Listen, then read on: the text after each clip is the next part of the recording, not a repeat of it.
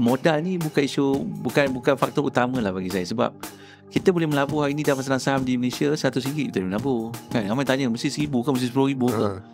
Mulalah 100, mula 500. Kenapa nak mula terus RM10,000? Lagi satu, ramai juga hari ni bukan setakat simpan, takaful pun tak ada. Itu masalah. So apabila dia orang tak dapat pengurusan kewangan yang cantik, then tak boleh dia nak start menabung. So nak tak nak, dia kena uruskan sehabis baik. Dia perlu letakkan beberapa percentage pulangan. Maybe dia boleh save 20% dulu sebulan daripada gaji yang dia ada.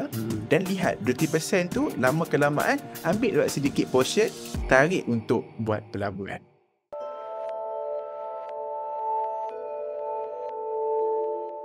Bismillahirrahmanirrahim. Assalamualaikum warahmatullahi wabarakatuh. Selamat datang ke podcast Di Sebalik Sampul.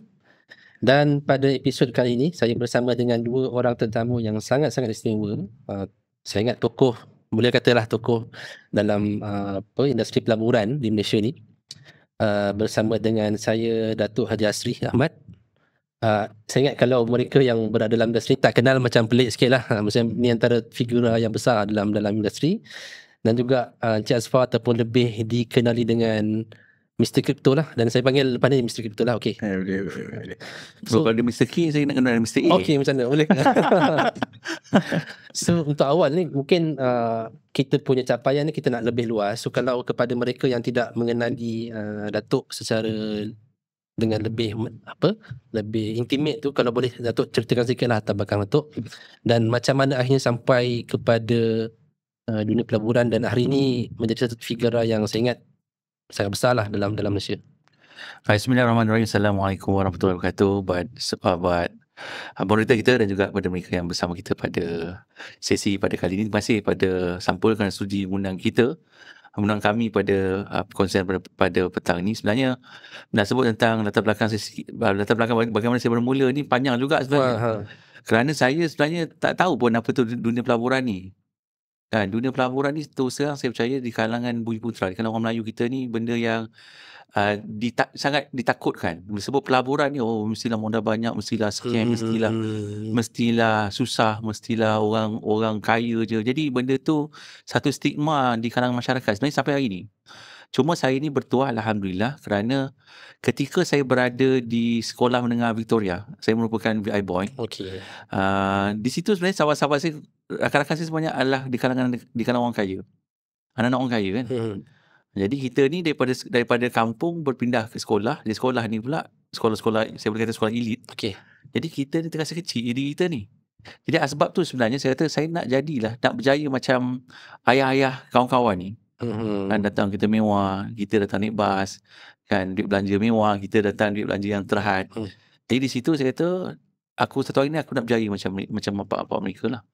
Jadi atas sebab tu lepas saya habis je SPM, saya sepatutnya melanjutkan pelajaran di Scotland. Lepas SPM saya terus belajar, saya buat A-level. Tapi ayah saya tak menghalang saya belajar tu. Tapi akhirnya bila tawaran universiti dibuka, dia kata buat permohonan ke ITM. Saya kata nak buat bidang apa? Dia kata buat bidang pelaburan. Saya kata pelaburan? Melabur pun nak belajar ke? Itu biasa kita akan ambil misalnya kan accounting, kita ambil medik, lawyer kan, benda saja macam tu. Tapi bila saya kata buat bidang pelaburan, saya kata okey, bidang pelaburan. Masa tu saya kata bidang pelaburan saya ingat ASB je. Tapi saya kata apalah. Tapi sebab kenapa nak ke bidang pelaburan tu sebab pastinya bila sebut pelaburan ni dia akan kaitkan dengan kaya. Jadi dari situ sebenarnya saya ikut je apa kehendak keluarga saya, ayah mak saya. Dan saya memohon untuk melanjutkan pelajaran ke ITM. Dan alhamdulillah dapat melanjutkan pelajaran di ITM Segamat dalam bidang analisa pelaburan saham. Maknanya boleh nak kata ayah ataupun background Datuk sendiri memang ada? Tak ada, sebab mak ayah saya hanya tentang mak ayah saya hanya kaitan kerajaan. Okay. Tapi memandangkan 1993 adalah zaman kegemilangan pasaran saham di Malaysia. Okay. Saya habis SPM 1993. Saya masuk universiti 1994. Jadi disebabkan 1993 tu. Yang mana memang semua orang bercakap pasal pasaran saham. Kerana masa tu ketika tu 1993 ni merupakan superburan yang berlaku dalam pasaran saham di Malaysia. Jadi disebabkan walaupun ayah saya, mak saya katakan kerajaan, tapi mereka memang terlibat dalam dunia pelaburan dan ambil peluang. dengan apa yang berlakunya selama 3. Jadi bila beliau melihat punya pasaran saham ni boleh mendatangkan pulangan yang baik, dia kata pergilah belajar. Dari situlah titik mula saya terlibat dunia pelaburan ni. Dan bila saya masuk ke ITM ni, minat tu datang. Saya seronok pula belajar tentang ilmu pelaburan ni, dan alhamdulillah saya tak pernah jangka keluar daripada ITM saya dinobatkan pelajar terbaik. Dan saya dapat hadiah pelajar terbaik daripada Bursa Malaysia. Masya-Allah. Itu titik mula saya nak kenal Bursa Malaysia tu sebenarnya. Dari situ saya kata sampai diploma ni alhamdulillah kita dah habis. Dan di peringkat ITM ni sebenarnya saya dah buka akaun saham. Masih belajar lagi. Masa belajar lagi. Masa tu buka akaun ni IC je. Dia tak ada macam sekarang nak macam-macam dokumen taman. Jadi kita buka akaun saham dan setiap kali cuti semester saya pergi ke broker house bersama rakan-rakan, bersama senior terutama masa tu. Dan kita dah berdagang saham dah sebenarnya. Tapi tak pernah untung pun. Dan seronok-seronok pergi tengok meriah gitu. Tapi tak pernah menikmati keuntungan tu sebab kita ikut je orang sebenarnya. Tak ada pun. Walaupun kita ada background pelaburan, tapi bila reality tu kita lebih suka ikut orang daripada kita amalkan ilmu kita ada. Tak praktiskan yang knowledge yang ada belajar pun. dekat. Kan, habis dengar boleh apa lah, sama boleh naik kan? Macam tu je. Akhirnya memang terlungkup lah. Cuma minat tu ada dan saya lihat ramai di kalangan masa tu sahabat-sahabat saya pun yang di broker ni di kalangan bukan orang kita. Dan ramai yang mengajar saya ni orang Cina sebenarnya. Walaupun saya berlatar belakangkan pendidikan dalam bidang pelaburan, tapi yang saya betul-betul dapat praktikkan ilmu ni bersama bangsa lain. Kalau kita pergi masa tu pergi broker house, tak ada orang kita pun. Jadi saya duduk dengan orang, saya kata macam mana boleh buat duit kan? Ikut-ikut diorang seronok-seronok, relax-relax boleh buat duit. Dan saya tanya latar belakang macam mana hantar anak pergi belajar semua, dia kata duit saham lah. Jadi dari situ saya kata boleh je buat.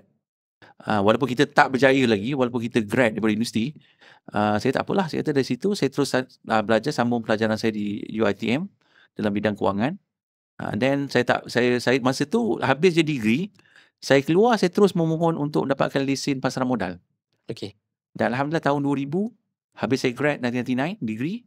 Tahun 2000 saya ambil lesen dan alhamdulillah sampai hari ni dah 25 tahun sebenarnya saya dalam 25 tahun. dalam pasaran modal. Dan saya tak berhenti kat situ, saya terus belajar. Saya buat master. Dan memang dalam bidang kewangan juga. Jadi akhirnya saya kata seronok pula kan.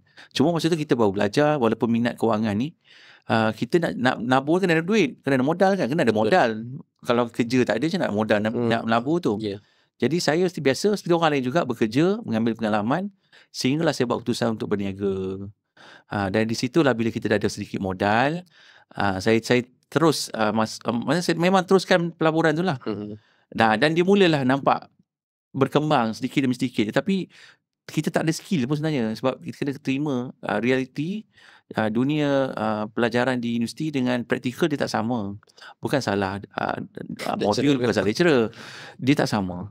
Jadi sebenarnya ambil masa 10 tahun juga saya nak betul-betul mahir bidang ni, sebab bila tahun 2010-11 tu saya terbuka hati untuk belajar secara informal.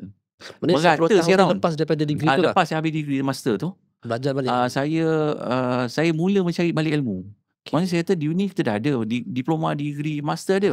Tapi kenapa tak boleh nak praktik dengan dunia sebenar?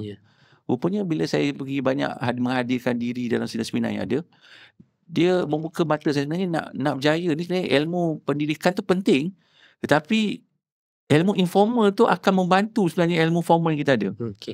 Dari situlah sebenarnya saya belajar hampir satu dunia saya pergi. Saya carilah siapa pakar yang ada kat dunia ni yang berkongsi ilmu pelaburan dan perdagangan. Dan 2014 saya ambil certification dalam technical analysis pula. Dan dari situlah saya mula berkongsi ilmu pelaburan. Sejak lebih kurang 2012 tu macam warm up lah orang kata, sebab kita pun tidak nak mengajar orang kalau kita pun tak berjaya lagi. Tapi 2016 tu alhamdulillah bila program-program yang kita anjurkan dapat kerjasama penuh daripada pihak bank, daripada pihak Bursa Malaysia sendiri. Dan saya pun dilantik sebagai social influencer masa tu 2016. Dan dari situlah kita bergerak, dan rupanya betul masyarakat kita sebenarnya tak tahu pun wujudnya peluang pelaburan saham ni seperti mana saya dahulu. Walaupun hari ni kita dah merdeka sekian lama, masyarakat kita masih jauh ketinggalan. Dari situ saya seronok selain berkongsi ilmu ni. Selain daripada menjadi satu career kita berkongsi ilmu ni, saya seronok bila kita buka satu cabang pelaburan yang sekian lama ada. Cuma di kalangan Bumiputera ni masih rendah jumlahnya. Sehingga hari ni pun masih rendah. Ya. Kalau kita tengok yang aktif pun sekitar 3.5% sahaja. Dan mereka yang ada akaun CDS di Malaysia pun untuk Bumiputera pun masih kurang 1 juta sebenarnya. Okey. Jadi perjalanan kita masih jauh. Jadi seronok untuk kita berkongsi ilmu ni, dan bukan sekadar nak berkongsi ilmu pelaburan, tapi lebih penting adalah bagaimana sebenarnya kita cuba educate masyarakat agar tidak terpedaya dengan skim-skim penipuan. Saya rasa itu misi yang lebih besar. Kawan-kawan ni dia tak melabur pun tak apalah, tapi kawan-kawan dia tidak terlibat dalam pelaburan yang tak betul. Yang kena scam sudahlah. Yang scam, dan jumlah scam pun kita lihat berpuluh bilion kan. Ya. Jadi menjadi tanggungjawab kita lah, sebab kita dalam industri ni. Jadi bagi saya, tanggungjawab mereka dalam industri ni untuk berkongsi kepada masyarakat agar terlibat dalam dunia pelaburan. Jadi dia daripada orang kata memang minat dan kita sendiri generate pendapatan melalui dunia pelaburan, dan hari ni berkongsi nak mengajak lebih ramai terlibat. Jadi satu keterujaan dan keseronokan sebenarnya. Ini fardu kifayah juga saya ingat ni. Betul, saya tak fikirlah nak jadi pensyarah, nak berkongsi ilmu, sebab tak pandai bercakap pun sebenarnya.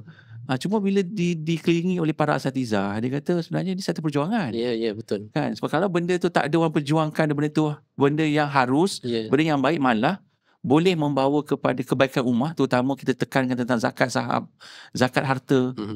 Kenapa tak diteruskan? Betul. Jadi atas sebab itulah, daripada saya kata saya nak cita-cita nak berjaya dalam bidang ni, dan akhirnya alhamdulillah menjadi sumber pendapatan, menjadi satu satu syarikat pula yang kita tubuhkan untuk berkongsi ilmu pelaburan yang sah dan patuh syariah yang ada. Ini penting lah, sebab ada juga yang saya ingat mungkin tidak begitu sensitif dengan syariah ni. Itu yang sebenarnya nanti kita kena panggil tuan rumah untuk berkongsi dengan topik. Memang topik tu sebenarnya saya nak bawa. Okey, nanti. Sebab topik tu saya rasa betul. Ramai kita simpan topik tu untuk sebab ramai orang tidak menitik beratkan tentang kepatuhan syariah dalam pelaburan. Itu jelas, memang jelas. Sebab bagi dia orang mungkin dia ingat pelaburan. Itu bukan makan. Dia lupa. Pendapatan tu adalah sumber yang lebih penting daripada makanan. Dia makan pun dia kena bayar. Soalan dia, duit tu datang dari mana? Ya, betul. Jadi topik tu kita simpan Okey. Kalau Datuk maksudnya memang perjalanan tu dia bermula daripada belajar lah, macam diploma bawa degree. Lepas tu walaupun yalah Datuk kata dah belajar dekat universiti ni bertahun ni, tapi still mencari juga ilmu tu di luar secara informal. Kalau Mr. Kiptullah macam mana? Apa pulaan terjebak dalam kripto lah, pelaburan kripto ni, dan sekarang ni memang kira membina quote-unquote empire ke dalam dunia kripto? Okay, kalau saya ni daripada zaman sekolah ni, saya ada satu, waktu saya tengah study tu, sekolah menengah, saya ada satu perasaan yang habis sahaja SPM, saya tak ada niat ataupun tak berminat nak bekerja. Saya memang belajar lagi. Ya, waktu form 4, form 5 tu, dia dah rasa perasaan tak nak lah bekerja. Dan tapi nak kaya, nak duit. So di situlah permulaan saya pelan-pelan cari apa produk pelaburan yang ada kat luar sana. Waktu zaman sekolah tu, waktu form 4, form 5 tu, waktu tu sekolah akan dapat surat khabar setiap kelas. Saya ingat lagi. Dan surat khabar kat setiap kelas tu, dia akan ada satu part bahagian pelaburan. Kat situ saya akan tengok. Tapi saya tak faham pun. Okay, tapi saya tengok, saya baca je. Waktu tu kawan pun tanya, kau tengok apa? Dan aku kata tak apalah, tengok je lah benda ni saja, tengok. Tapi nak mencari peluang yang ada. Okay, lepas pada saya habis sekolah menengah, saya study dekat KL, saya sambung pelajaran dekat KL. Waktu di situlah saya mula terlibat. Pertama saya terlibat dalam dunia pelaburan, iaitu saham lah. Okay, semenjak umur 18, bila saya sambung kat KL, waktu tu saya dah buka akaun CDS. Okay, akaun saham. Waktu tu saya explore. Sendiri lah ni maksudnya? Maksudnya saya cari cikgu juga. Okay, start by distrik saya pun tak tahu. Okay, dah duduk KL. Daripada kampung ke KL. So, bila dekat KL, saya mula cari pelan-pelan, saya mula belajar dengan cikgu-cikgu yang ada. Dekat situlah, okay, best sebenarnya. Inilah tempat yang saya kena buat supaya saya tak bekerja. Sebab saya kena ada income. Nak kaya, nak ada duit, nak tu, nak ni kan. Tak nak bekerja. So, cari peluang yang ada. So saya tahu berniaga ada, tapi macam tak peminat lah macam tu. So yang ada pelaburan. Di situlah bermulanya pelaburan, saham, sehingga hari ni saya buat. Okay. Dan apabila datangnya Bitcoin dan juga kripto, saya dulu tahu awal, tapi tak terlibat. sebab dia jadi macam 50-50. Benda ni betul tak betul? Lagi satu tentang isu syariah juga. Sebab dulu tak ada compliant yang endorse syariah ataupun tak. So apabila tahun 2020, apabila Security Commission dekat Malaysia endorse kata Digital Asset Permits for Trading by Syariah Advisory Council, dekat situlah saya mula terlibat dengan kripto pula. Okay, so saya waktu tu mula-mula tak faham. Kita terlibat dengan dunia pelaburan saham, harga saham RM2 dah mahal. Dan macam mahal lah RM2, boleh cari yang bawah RM1. Kalau beli RM1 tu dia macam wah, okey lah saham kan. So tiba dengan kripto, waktu tu Bitcoin harga RM30,000, Ethereum harga RM2,000.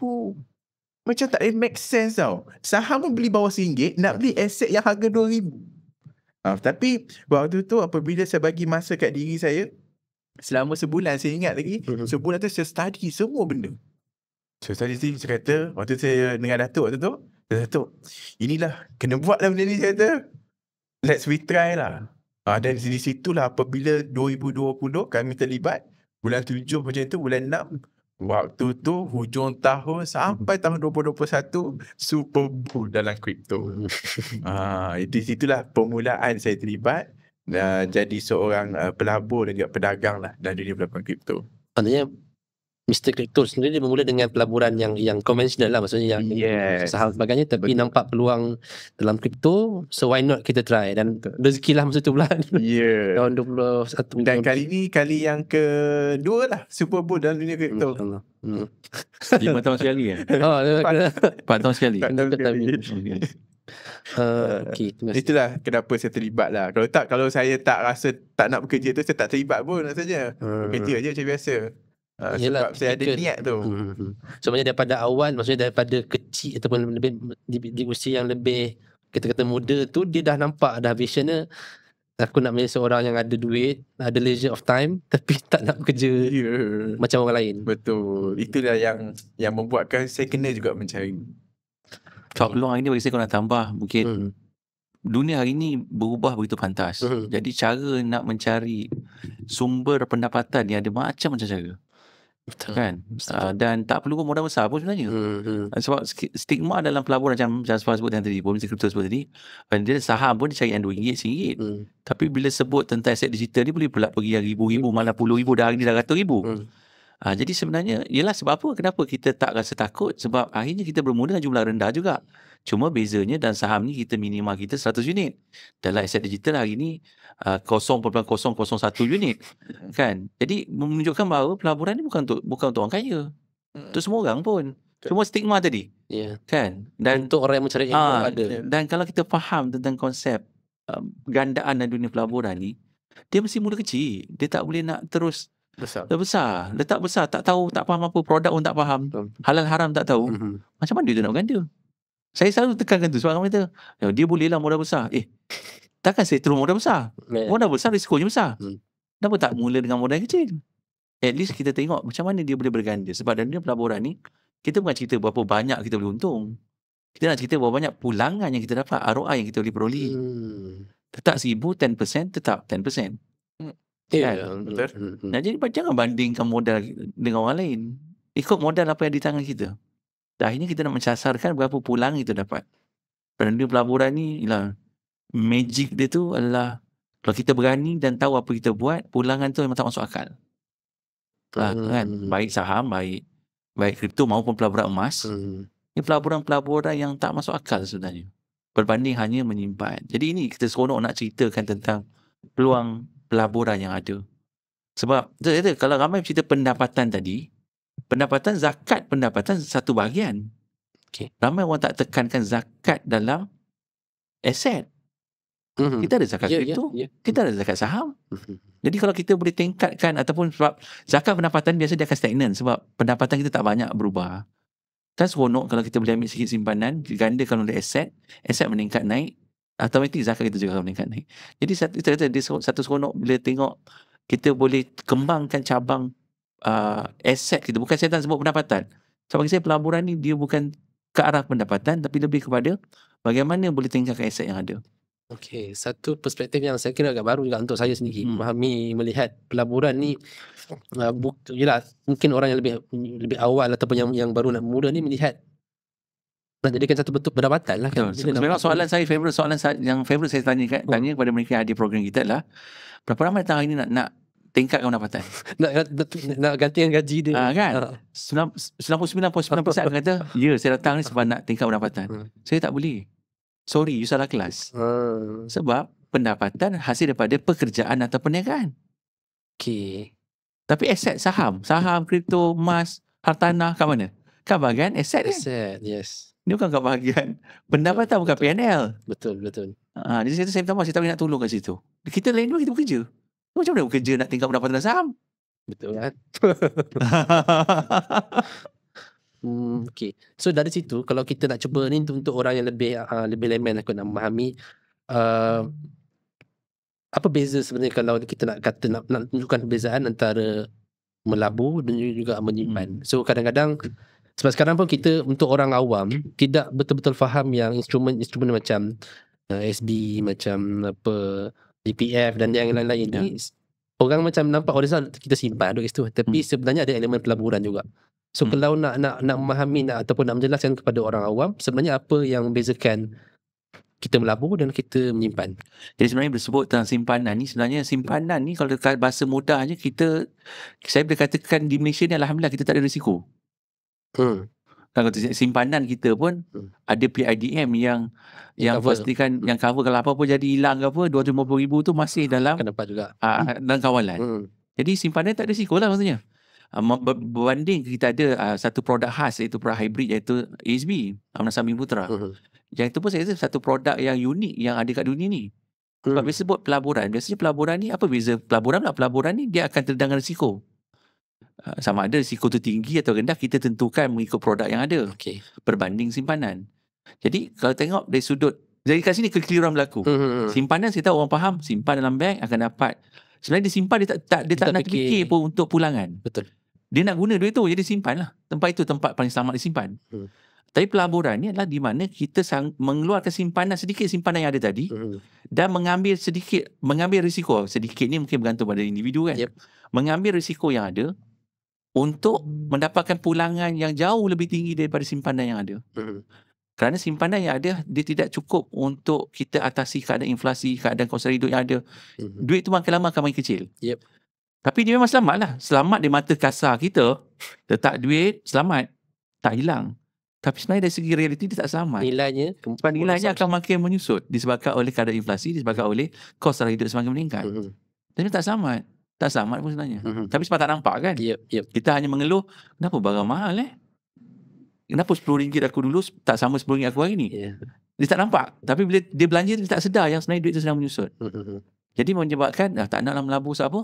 Takut rugi, takut dengan risiko tadi. Kenapa? Soalannya kenapa takut? Sebab dia tak kenal barang yang dia nak laburkan. Jadi menyebabkan akhirnya bila dia labur pula, dia tak tahu apa dia laburkan, hanya mengalami kerugian. Akhirnya dia kata, pelaburan ni memang tak boleh lah. Sedangkan realiti kita ambil balik tadi, simpanan Amnas Samin Putra sekalipun, ke manakah wang tersebut dilaburkan? Maupun kumpulan wang simpanan pekerja, kita menyimpan. Bagi saya satu perkara yang sangat menarik yang dibuat oleh kerajaan, iaitu kita diwajibkan mencarum kepada mereka yang bekerja swasta untuk masa depan. Kerana tanpa force saving ni, kita takkan mampu menyimpan. Kan itu satu masalah lah. Jadi ada, dan sama KRSP juga, bila kita simpan, mereka bukan hanya menyimpan, mereka juga laburkan supaya dapat memberi, sekurang-kurangnya memberi pulangan, walaupun tidak menjanjikan pulangan, sekurang-kurangnya dapat memberi pulangan kepada penyimpan ni. Sebab saya tahu kalau nama simpan, dia tak kisah pun pulangan sebenarnya. Itu beza pelaburan kan.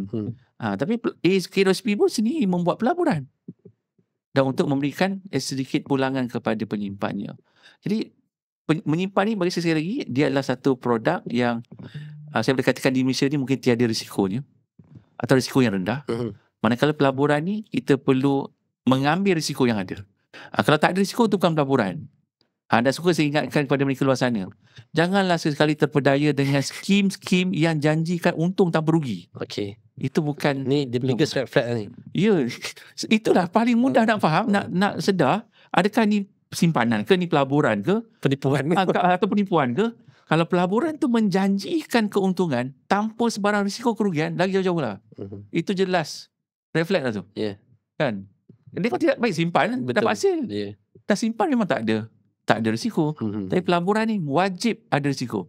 Kalau dalam fiqh muamalah pun dia sebut al-ghurmu bil ghurmi. Bermaksud setiap pelaburan yang kita buat, dia mesti setimpal dengan risiko yang kita ambil. Dia mesti ada risk, mesti ada reward. Dia mesti setimpal. Dia tak boleh risk, return, tak ada risk. Then tu simpanan lah. But you can expect high return. Itu dalam bahasa mudah lah. Dan Datuk tadi cakap tentang antara ketakutan besar ataupun stigma yang orang kita ada tentang pelaburan ni adalah takut rugi, kan? So untuk Mr. Cryptos ni ada tak cerita-cerita kerugian yang kalau boleh diceritakan lah, kongsi dengan kita, yang akhirnya mengajar sesuatu yang besar tentang pelaburan dan juga dunia kripto sendiri? Okay, pada peringkat permulaan terlibat dulu, yes, memang ada rugi yang besar. Okay, sebab dulu kita seronok kalau orang tu tunjuk profit untung gila-gila dalam tempoh jangka masa singkat, untung sampai 1000%, 800%. So kita pun agak tertarik. FOMO lah, fear of missing out. Tapi kita tahu kripto memang boleh buat duit waktu tu. Tapi dia punya kripto dengan kita kripto tak sama. Itu persoalannya. Kenapa dia boleh dapat 800%? Kenapa saya tak boleh dapat? Waktu itulah saya mula terlibat dengan apa yang dia buat. Sedangkan saya dah buat ada benda yang betul. Tapi saya tak tahu yang dia buat tu betul ataupun tak. Tapi peluangan dia lagi best. Dan saya mula terlibat. Sebab dalam dunia pelaburan kripto, dia ada satu kategori coin yang dipanggil sebagai so-called shitcoin. Memang ada kategori tu. Okay. So kategori coin ni memang best. Sebab harga dia 0.00001. Kalau dia naik sekali pun sekali ganda, tak perlu naik banyak. 0.0002 dah 100%. Dan saya mula terlibat. Ada beberapa aset saya beli waktu tu. Saya beli 5 ke 6 aset. 6 rugi. 6 saya tak dapat anything. Kalau macam aset digital kripto sekarang, kalau kita nak jual pun kita boleh jual, tak ada masalah. Tapi dalam dunia kripto yang lain, dia ada satu tempat yang mana kripto tu dia boleh tarik liquidity kecairan tu supaya orang tak boleh jual. Itu jahatnya. So kita nak jual, there's no willing buyer. Terus liquidity hilang. Ini legit ke macam ni? Maksudnya ada sudah. Okay. Dulu kita tak tahu lah isu syariahnya kan. Before endorse. So saya mula terlibat dengan benda tu lah yang membuatkan, so benda ni bukan saya punya style. Okay. Sebab risiko dia, sebab kalau melabur 10 aset, 9 je boleh win. 9 je boleh loss. 1 je win. Itu yang win tu tak boleh cover pun loss tu. Itu yang membuatkan saya agak rugi pada peringkat awal. Nampak je aset ada unit banyak, tapi hakikatnya tak boleh buat apa. So sebab apa? Terlangsung seronok tengok keuntungan yang orang lain buat. Takut aku tak boleh dapat macam tu lah nanti. FOMO lah. So terpaksa lah juga terjebak kejap. Sebenarnya pelajaran paling besar tu adalah jangan kita ikut pace sendiri, ikut pace sendiri, tahu risiko sendiri yang kita sanggup terima, tahu apa yang kita nak. So hakikatnya yang legit yang ada depan mata pun tak habis makan sebenarnya. Kita duk cari yang hujung yang lain lagi, tak boleh lah. Yang ada depan mata pun tak cukup. Faham. Okay, menarik tu. So untuk Datuk, kalau kita ada kita bagi satu senario lah. Sekarang kita ada RM10,000 lebihan. Kita dah cerita lah pasal pengurusan kewangan, maksudnya dah ada saving sikit, lepas tu dah ada takaful settle, macam dah buat pusaka pengurusan mula settle. Tu adalah RM10,000 yang terlebih lah ataupun yang kita boleh gunakan. So kalau boleh share step by step apa yang kita nak buat dulu dengan bila kita nak terjun dalam bidang pelaburan ni. Alright. Dia bukan soal RM10,000 tu. Kan sebab RM1,000 pun, kalau RM1,000 ada pun tak dikembang, tak ada apa juga. Kan sebab asal dia balik kepada modal ni bukan isu, bukan faktor utama lah bagi saya. Sebab kita boleh melabur hari ni dalam masalah saham di Malaysia RM100 kita boleh melabur. Kan ramai tanya mesti RM1,000 ke mesti RM10,000 ke? Mulalah RM100. Kan? Mula RM500. Kenapa nak mula terus RM10,000? Sebab you nak kena kenal dulu produk-produk yang ditawarkan. Dan produk tu sebenarnya bagi saya nombor 2. First kali, dengan apa yang kita ada yang kita nak laburkan ni, first kali adalah kenal diri dulu. Kita ni jenis risk averse atau risk taker. Jangan tengok macam masih kita lihat sama. Sebab kita tak kenal, sibuk tengok orang, apa yang orang buat. Sedangkan pelaburan ni dia balik pada diri kita. Sebab risk profile setiap manusia tak sama. Itu first. Okay. Risk profile, bila kita kenal aku ni tak berani sangat. Sebab lagi berusia kita akan rasa tak berani lah, aku nak yang relax je. Faham. Kalau muda macam segera mungkin Itu yang perasaan dululah. Orang muda tak ada hal kan. Betul. Itu Yeah. memang betul. Orang muda memang, kalau saya pun saya galak orang muda ambil risiko lebih tinggi. Ya. Dia muda kan. Ya, tak ada Muda commitment. sekali. Ya.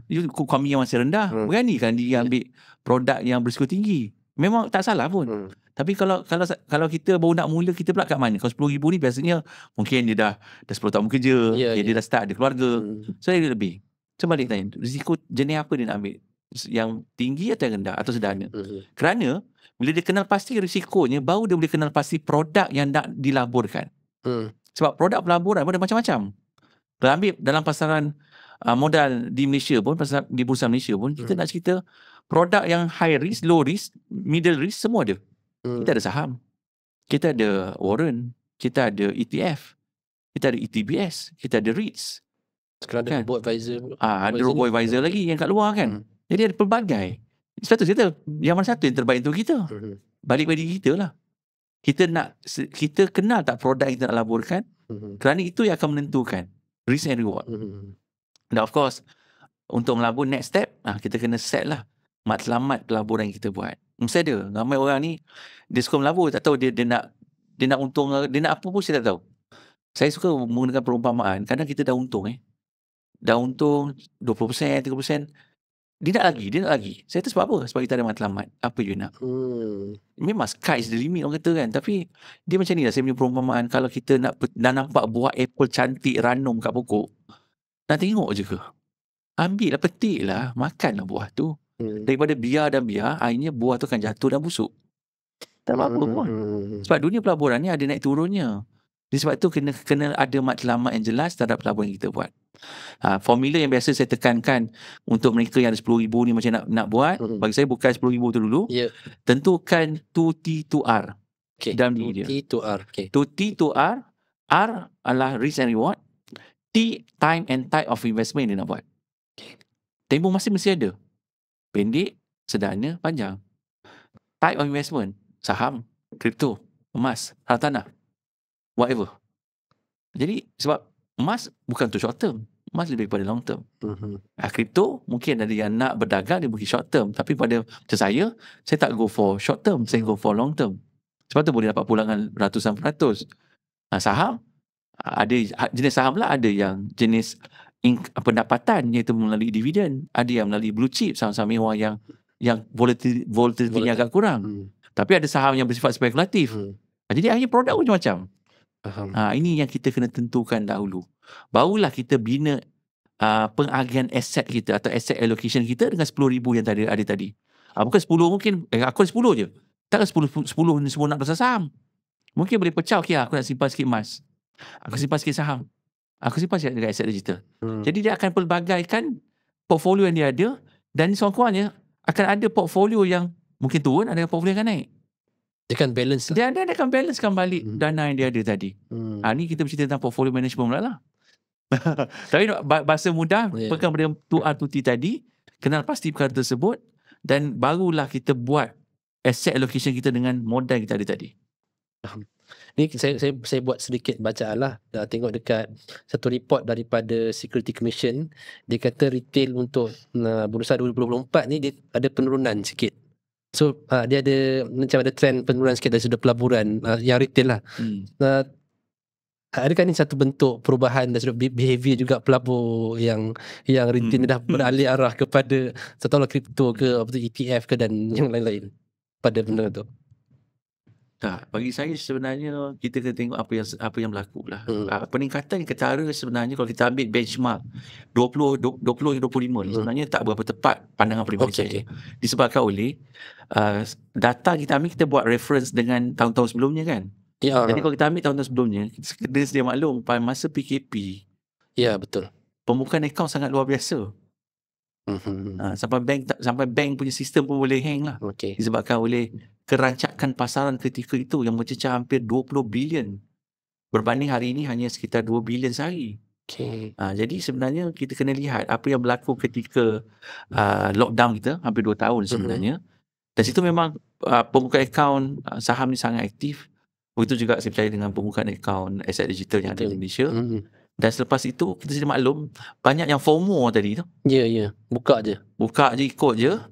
Dan mungkin dah ramai yang buka, tapi akhirnya mungkin mengalami kerugian juga disebabkan oleh FOMO tadi.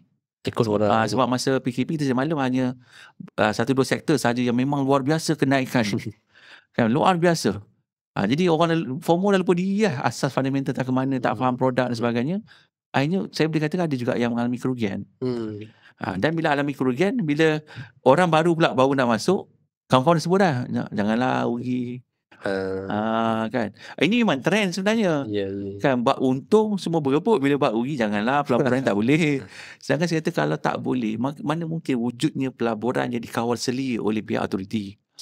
Kan. Jadi kita yang tak boleh. Sebab tu jangan salahkan pasaran. Pasaran ni memang wujud. Kita nak tidak terlibat, dan pelibatan kita tu mestilah ada ilmunya.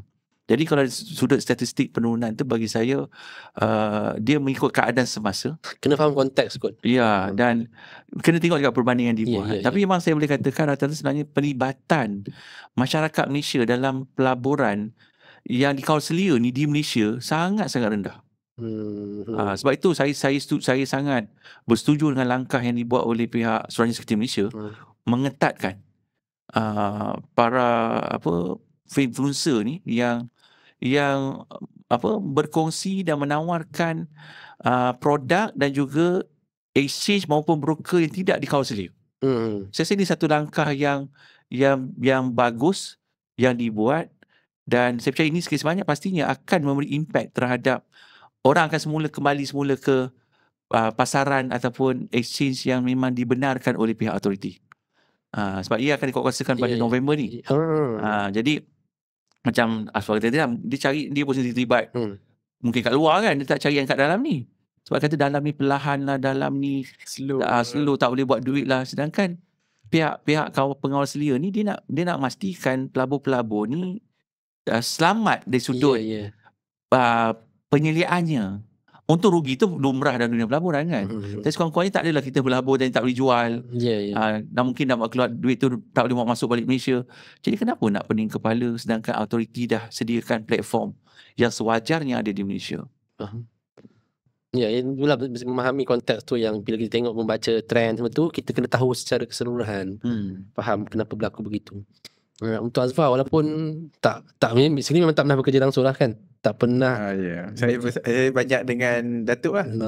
Sebab soalan yang seterusnya saya nak bertanya tentang ni, sebab kita tahu kebanyakan orang di luar dia bekerja macam biasa lah, dia ada majikan, dia ada gaji dan sebagainya. So dengan segala komitmen dan gaji yang sebegitu, ada tak cara untuk mereka ni, tadi Datuk dah sebut juga, tapi cara untuk mereka ni mula sedikit demi sedikit belajar untuk menabur? Mungkin Azfar boleh share juga berapa persen portion dari gaji dia betul simpan, location kat situ, dan cara nak belajar tu macam mana? Soalan ni soalan bagus, sebab benda ni terjadi kepada saya dan kawan saya 2 minggu sudah. Kawan saya dia tahu apa yang saya buat. Pada zaman saya study, pada umur 19 sampai sekarang lah, dia tahu apa yang saya buat, terlibat dengan dunia pelaburan, buat itu, buat ini kan. Tapi diorang ni, walaupun kita jumpa hampir setiap hari, jumpa hampir setiap malam, lepak kan macam tu, tapi diorang tak pernah tanya saya pelaburan. Kita sembang pasal benda lain. Tapi sampai satu tahap, 2 minggu lepas, apabila kami dah kenal almost 8 tahun, ni 2 minggu lepas, dia datang kan, dia kata, aku rasa kan, dengan aku duduk simpan ni, tak jadi apa lah dia aku.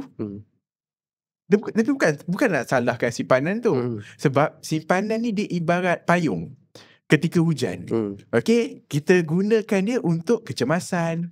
Kita nak gunakan simpanan ni untuk benda yang kita tak expected nak berlaku. Pelaburan pula untuk dijadikan sebagai enjin untuk kita boostkan kewangan, untuk melihat potensi yang ada dalam dunia pelaburan yang risikonya agak lebih tinggi tapi potensi dia besar. Itu yang kita nak lihat sebenarnya.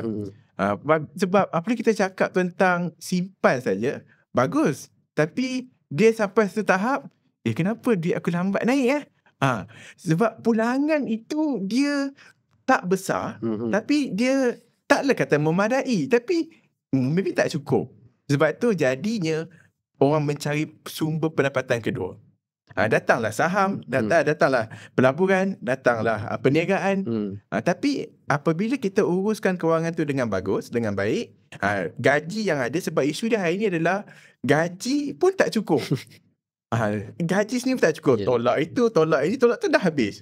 At last orang kata nak simpan pun tak ada. Kalau nak simpan pun tak ada, apatah lagi nak melabur. Lagi satu, ramai juga hari ni bukan setakat simpan, takaful pun tak ada. Itu masalah. So apabila dia orang tak dapat pengurusan kewangan yang cantik, then tak boleh dia nak start melabur. So nak tak nak, dia kena uruskan sehabis baik. Dia perlu letakkan beberapa percentage pulangan. Maybe dia boleh save 20% dulu sebulan daripada gaji yang dia ada. Dan lihat 20% tu lama kelamaan ambil sedikit portion, tarik untuk buat pelaburan. 20% bagi saya agak okey lah. 10% terlalu small, maybe agak lambat. Tapi kalau dia boleh cari pendapatan yang kedua yang boleh menambah 20% itu, dia akan cepatlah untuk dia tiba dunia pelaburan. Sebab bagi saya, modal bukan isu, tapi at least start kecil dan konsisten. Tapi kalau start setakat kecil, sekali je letak RM1, sebab tak konsisten, tak jadi apa. Dia tanya bila nak kaya. Bila nak kaya. Tapi kalau dia boleh konsisten, contoh, beberapa orang hari ni, dia boleh beli emas setiap bulan. Simpan RM1.5, RM200, RM300. Tapi kenapa dia tak libat dalam dunia pelaburan produk yang lain? Just konsisten benda yang sama. Sebab apa? Sebab emas orang yakin dah disebut sudah kecil lagi. Dia isu dia. Sebab benda lain tak sebut dia kecil. Tapi emas, nanti kalau ada kerja, ada duit lebih, beli emas. Tapi produk lain tak sebut. Dia tak buat juga. Tak buat juga. Dan emas dah all time high dah. Jadi sebenarnya sama. Konsep dia bagi saya sebenarnya, dia kunci dalam dunia pelaburan ni, dia mesti balik pada simpanan. Disiplin dalam menyimpan. Memang betul, kalau kata tak boleh menyimpan, dan tak boleh nak cerita buat pelaburan dah. Sampai bila kan? Memang betul. Saya kata kalau dengan hanya pendapatan yang ada, kos sara hidup semakin meningkat, sangat faham. Memang sukar untuk kita buat simpanan. Tapi apa pilihan kita ada? Tak ada. So memang tak ada pilihan. Dia tak nak kena belajar sikit-sikit lah. At least bagi saya kalau kata 10, 20 tu 10% pun kalau tak boleh mulakan 10, 5, 10 tu mulalah something. Dan hari ni saya kata nak melabur ni banyak pelaburan yang sah yang di ujung jari. Saham di ujung jari, aset digital di ujung jari, bursa apa hari ni, bursa dinar pun di ujung jari. Kalau dah takut tak tahu emas mana nak beli lah. Kan? Kurang-kurangnya kat bank pun banyak dah pelaburan emas yang patut syariah. Hari ni bursa Malaysia pun buat apps yang kita boleh buat membeli dinar emas yang patut syariah yang ada. Berapa pun beli. Dan simpan setiap bulan saya nak belilah. Simpan je lah RM300 setiap bulan beli emas. Belilah. Tapi kalau mula pun tak nak, dia memang tak selesai masalah ni. Dia pasal behavior menyimpan ni lah. Dia sebenarnya dia dah jadi budaya. Soalan saya. Tiba-tiba soalan. Okay. Kita dilatih sejak kecil, yang suruh sekolah kan, bila mak ayah kita duit, apa dia buat? Mak ayah tahu kita apa dia sebut? Belanja, bagi simpan.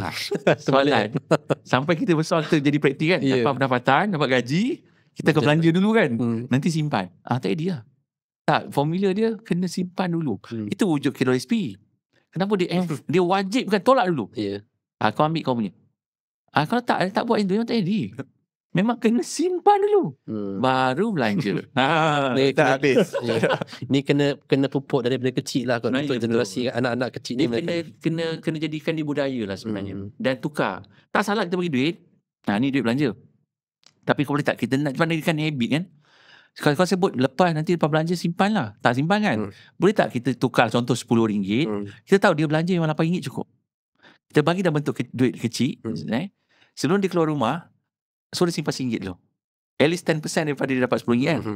Maksud tabung RM1. Sekarang akan jadi habis tak? Sebelum dia keluar rumah masuk RM1. Dan duit RM9 dia cukup untuk belanja. Sebenarnya kita dah tahu dah. Bukan menyeksa anak kita, tidak. Jadi lama-lama dia akan jadi habit menyimpan dulu. Barulah berbelanja. Kena tukar. Sebab dia dah set, dia dah, aku boleh belanja, aku dah simpan dah tadi.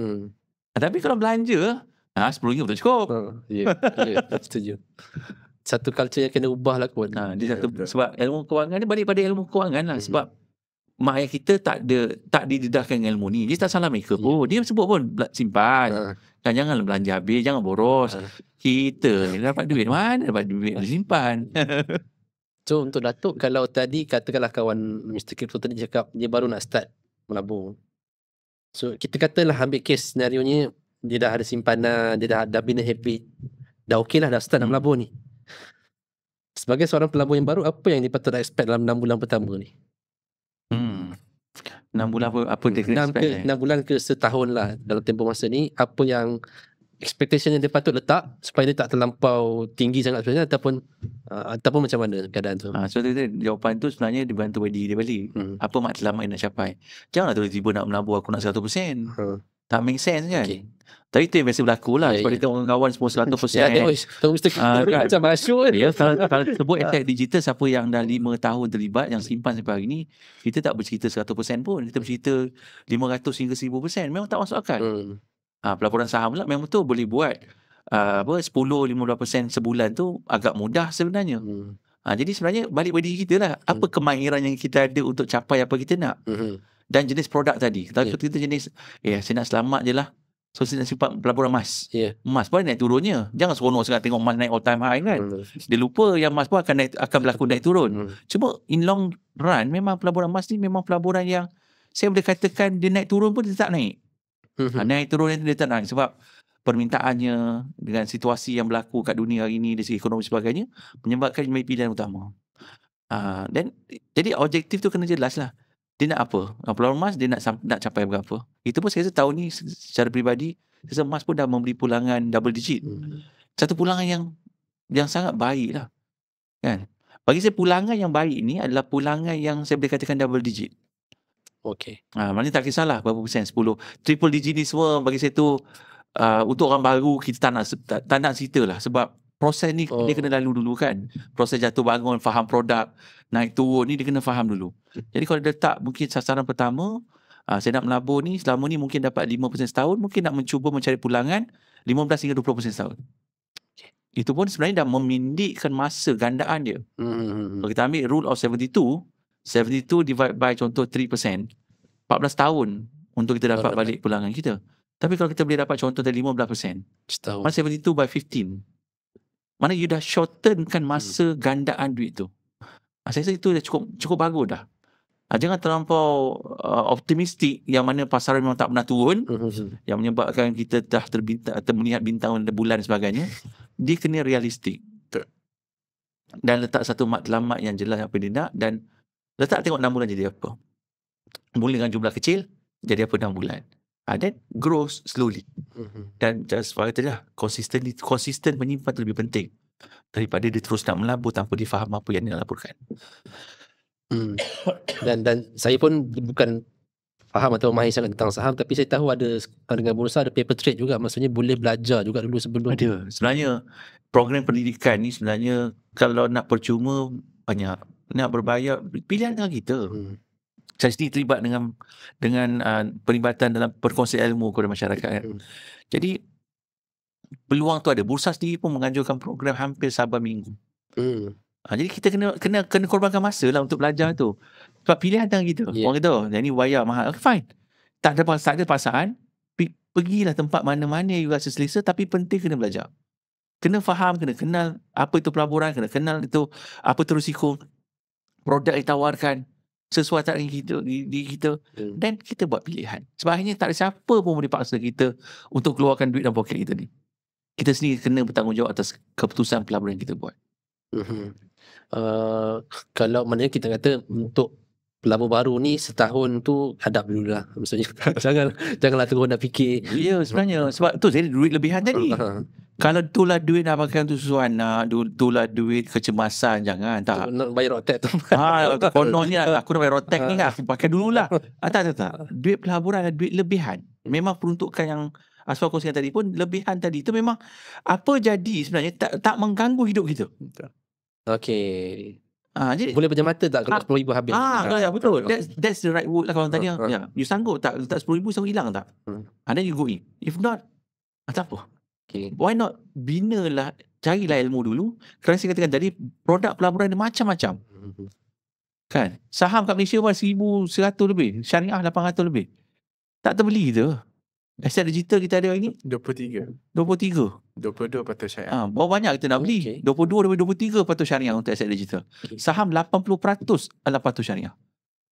Dengan duit yang terhad yang kita ada, tak mampu beli semua. Jadi kita pilihlah yang mengikut kefahaman kita dan juga matlamat pelaburan kita. Kalau untuk Mr. Kipro, apa you prefer ataupun you suggest tak untuk orang yang tak ada pengalaman langsung ke pelaburan pergi ke kripto terus? Okey, bagi saya, kalau dia datang jumpa, dia kata saya ada RM10,000 dan apa yang saya boleh buat dengan RM10,000 ni dan berapa saya dapat kalau saya laporkan? Jawapan saya, you tak get ready. Sebab dalam dunia pelaburan, kita kena utamakan pengurusan risiko. Itu ramai orang tak terlepas pandang. Okey, sedangkan kita kena tahu kalau aku letak RM10,000 ni, ruginya berapa pun tak jadi. Tapi ramai orang terlibat dalam pelaburan, aku letak ni, aku nak berapa 50% boleh dapat tak? Itu maksudnya dia tak faham dunia pelaburan itu adalah satu proses. Takkan sekelip mata sebab simpan orang uruskan duit you. Ini melabur, you uruskan sendiri. Tak sama. So, kena ingat orang yang ada ilmu pun dia rugi, apatah lagi kalau dia tak belajar langsung. Itu masalah. Okey, tapi kalau dia ada duit, dia nak terlibat dengan apa jenis produk pelaburan yang ada kat luar sana, tak kisahlah kripto ataupun apa. Yang penting dia tahu risiko dia. Tu je. Kalau dia nak start dulu dengan kripto pun boleh, tak ada masalah. Nak start dengan saham dulu pun boleh, tak ada masalah. Tapi risiko tu dia boleh tolerate ataupun tak. Kalau dia tak sanggup terima loss 30% sebagai contoh, then dia tak boleh terlibat dengan produk tersebut. Dia nak pulangan 80%. Dia nak pulangan 100%. Tapi risiko, aku tak sanggup terima then this product tak sesuai dengan you. Itu apa yang saya boleh Kena fahamkan dululah risikonya. Ya, betul. Dan pelaburan adalah proses. Dia bukannya satu shortcut untuk jadi cepat kaya, tapi dunia pelaburan lah satu tempat untuk membina kekayaan. Dan kenapa kita tekankan dunia pelaburan ni suruh orang belajar? Bukan pasal untung tu. Pasal macam nak belajar mengawal risiko tu.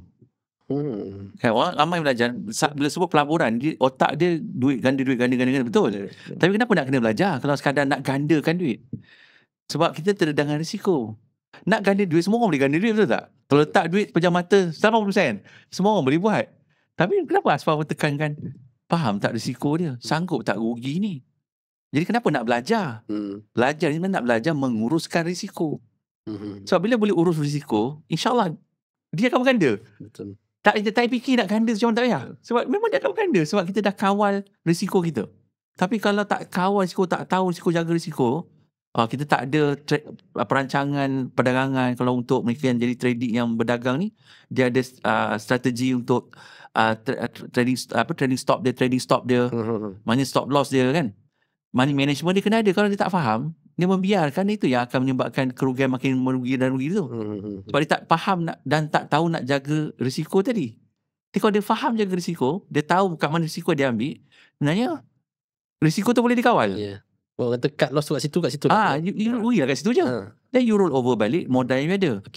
Jadi sebenarnya kenapa belajar ilmu pelaburan ni? Sebab saya suka tekankan tentang kenapa nak belajar. Sebab you nak belajar cara mengawal risiko. Sebab risiko ni memang you akan terdedah. Tagline kami, rugi tu pasti, untung tu rezeki. Ini tagline dia lah. Kan, rezeki tu memang Allah akan bagi. Tapi kita usaha untuk jaga duit kita. Kawal duit kita, pilih produk yang betul. Akan ada untung dan rugi seperti mana perniagaan. Tapi insya-Allah dengan usaha yang kita atur, strategi kita buat, kita boleh minimalkan kerugian dan maksimalkan keuntungan. Saya suka kita terus masuk kepada perbincangan, maksudnya melabur ni lah menguruskan risiko. Sebab mungkin saya tarik jauh sikit. Sebab kita akhirnya bila kita semua akan menghadapi kematian, dan untuk orang-orang yang ada akaun CDS ni kan, akaun kripto sendiri, digital asset. So mungkin Datuk boleh kalau kongsikan ada tak pengalaman menguruskan ataupun dealing dengan mereka yang kata meninggal dunia, dan aset-aset yang dimiliki ni macam mana berlakunya proses nak disampaikan kepada waris, kalau Datuk boleh boleh kongsi juga. Ni soal menarik sebab ramai bila sebut dengan pelaburan ni, kalau kita melabur contoh dalam saham, kalau kita meninggal, segala harta yang kita ada tu jadi alma-albab punya. Bukan kita punya kan, macam habislah. Tak, sebenarnya harta lah harta. Dan kita sebagai orang Islam ni, harta ni kalau kita meninggal tu memang harta tu boleh diwarisi. Cuma mengikut hukum faraid yang ada, ikut hukum agama yang kita ada. Cuma hari ni dunia pelaburan telah dipermudahkan caranya, yang mana kita, kalau kita ni terlibat di pelaburan, kalau kita jumlah pelaburan kita besar, kalau kita meninggal, ikutlah proses seperti biasa. Yang mana kita boleh jumpa kepada bank pelaburan, kita boleh jumpa kepada pihak Bursa Malaysia sendiri untuk menuntut harta yang ada untuk kita warisi. Maknanya boleh. Tapi mengikut hukum yang ada lah. Cuma pihak autoriti ni dia akan minta kita dokumen-dokumen yang sepatutnya untuk membantu mengambil alih harta seperti yang ditinggalkan oleh arwah. Itu proses yang biasa sebenarnya. Dalam apa juga aset yang kita ada, simpanan dan sebagainya, harta rumah kita sebagainya, proses yang sama. Tapi dalam dunia pelaburan saham hari ni, alhamdulillah di Malaysia kita dah ada 2 agensi sebenarnya yang membantu kepada yang kata saya melabur ni banyak, takut nanti takut tak tahu siapa pegang, tak tahu siapa nak uruskan, proses dia mungkin ambil masa panjang. Kita dah ada pihak yang menguruskan, yang mana kita juga boleh membuat hibah terhadap pelaburan saham yang kita buat. SB kan tu? Tak, ini untuk ini di bawah Bursa Malaysia. Bursa Malaysia sendiri? Bursa Malaysia sendiri. Kita ada 2 agensi, iaitu Wasiat Shop dan juga Awaris. Jadi kita boleh jumpa mereka, mengatur pertemuan dan beritahu apa portfolio yang kita ada. Dan sekiranya berlaku sesuatu kat kita, kita dah hibah kawal. Dah rancang lah ni. Dah rancang dah. Mana harta ni kita dah rancang untuk buat pengagihan bila kita dah tak ada nanti. Itu sebenarnya akan lebih memudahkan pewaris. Berbanding kalau kita meninggal dan tak atur harta yang ada ni, prosesnya akan mengambil masa yang panjang lah. Sebab kita perlukan surat surat yang mana kita mewarisi harta yang ada, dan banyak proses yang panjang. Sayanglah, sedangkan harta tu banyak kat situ. Harta dalam pelaburan saham ni dia liquid, dia mudah dicairkan. Jadi sebaiknya kalau tanya pandangan saya, kalau kita ni memang ada jumlah pelaburan yang agak besar, kita siap-siapkanlah buat orang kata pewarisan harta tu, buat kalau dalam keadaan hari ni kita ada hibah yang boleh kita lakukan, jadi kita susun siap-siap. Jadi kan memudahkan orang yang mewarisi harta kita nanti. Dan itu tujuan kenapa kita nak kaya pun. Kan kaya tu untuk kita semata-mata. Kaya yang kita ada ni, insyaAllah sebahagian ni memang kita gunakan untuk apa yang kita lakukan. Tapi sebahagiannya adalah untuk kita warisi kepada anak cucu kita, atau kaum keluarga kita, agar mereka juga dapat menikmati apa yang kita ada. Dan bukan itu saja, mereka boleh memberi semula kan dengan kekayaan yang mereka ada tu. Barulah seronoknya dalam dunia pelaburan ni. So harta Islam tu diwarisi zaman bersamaan. Sebenarnya cuma sebab tu harta tak dituntut pun jumlahnya berpuluh bilion tak salah saya. Yang harta tak dituntut termasuk saham. Ada yang meninggal tak dituntut sebab tak tahu, keluarga tak tahu. Jadi sebenarnya kepada mereka yang terlibat dalam dunia pelaburan, sebaiknya perancangan pengurusan harta ini wajib dipelajari juga. Jangan seronok nak cari melabur je ni. Kan? Sebab tu saya difahamkan sebenarnya Sampul juga terlibat. Betul lah. Dengan ni bukan nak pro tak. Sebenarnya saya bercakap ni respect dunia pelaburan, tapi sebenarnya dalam konsep kewangan ni, salah satu topik yang jauh lagi nak cerita bab urus duit. Ni semua orang dah biasa dengar. Bab pengagihan harta ni, pengurusan harta ni, masyarakat kita masih mengambil enteng. Tadi Asfar sebut tentang takaful. Itu isu perlindungan pun memang ambil enteng. Belum cerita lagi nak urus harta ni. Sebab dia kata, harta aku punya lah kan. Kenapa nak urus-urus? Lambat lagi nak mati ni. Ini bila masa Allah boleh panggil lah. Jadi bagi saya, kita kena memberi penekanan kepada mereka yang terlibat dalam dunia pelaburan ni, bukan sekadar bercerita nak cerita duit. Kena bercerita macam mana mereka harus nak uruskan duit tu nanti. Iaitu melalui hibahnya, melalui mungkin nak aturan wasiatnya, whatever lah. Supaya tidak menjadi harta yang tidak dituntut. Dan akhirnya tak ada siapa yang akan untung. Dan tak mendapatkan dan harta yang banyak tu tidak memberi manfaat kepada, yelah, kalau dah mati tu satu, tapi yang waris tak dapat dan tak dapat diagihkan dengan. Itu perjalanan ni panjang. Sebab tu bila kita dah mati, apa harta yang akan bantu kita nanti? Mungkin wakaf yang kita buat sepanjang kita hidup. Dan mungkin harta yang kita ada tu kita dah sediakan untuk wakaf, untuk sedekah, untuk bila kita ada kan, untuk anak-anak. Ni semua akan dapat dan kita sendiri dapat, sehinggalah kita dalam kubur tu nanti. Okay, baik, terima kasih. So mungkin untuk yang terakhir sebelum kita tamatkan, untuk Datuk sendiri, kalau Datuk boleh memberi satu pesan kepada diri Datuk pada usia 25 tahun, apakah bentuk pesanan ataupun I wish I did that masa pada usia tu lah, kalau untuk Datuk sendiri? Dia sebenarnya kalau tanya saya kan, dan memang ini saya sedang perjuangkan, iaitu bila umur kita muda ni, jangan abaikan satu ilmu kehidupan, iaitu ilmu literasi keuangan. Okay. Ini kena ada dalam hidup kita. Ilmu-ilmu lain tu belajarlah, tapi ramai sebab hidup ni kita perlukan duit. Orang kata mana ada duit tak penting, siapa kata kan? Tak ada orang yang tak gila, orang gila je kita penting. Jadi bagi saya, semua orang bercita-cita, terutama orang muda, baik Asfar, baik saya sendiri pun melalui proses yang sama. Kita nak mencari kekayaan. Tapi kekayaan itu datang dari mana?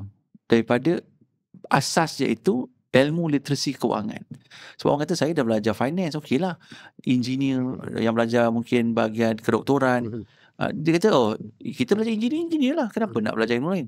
Tak, semua orang yang belajar, akhirnya bekerja atau berniaga, mereka akan terlibat dalam pengurusan duit.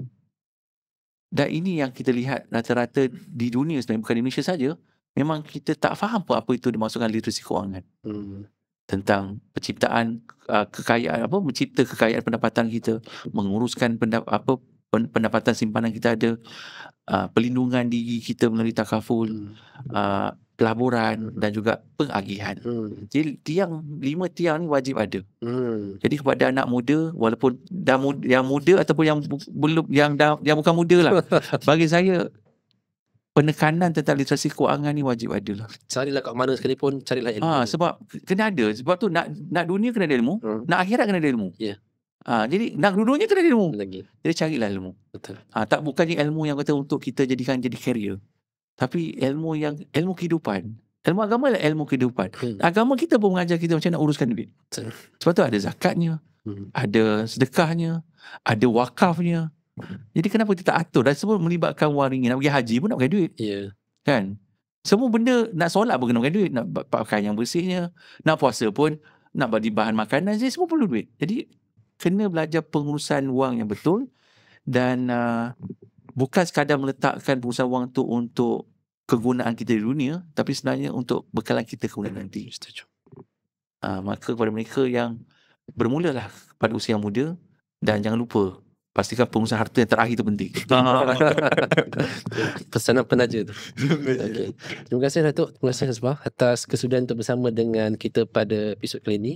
Mudah-mudahan apa yang kita sembang dan kongsi petang ni dapat manfaat dan orang dapat sesuatu lah dan belajar dan juga keluar untuk pergi mencari ilmu lebih lagi. So setakat itu saja, kita berjumpa lagi pada episod yang akan datang. Assalamualaikum warahmatullahi wabarakatuh. Assalamualaikum warahmatullahi wabarakatuh. Terima kasih. Terima kasih.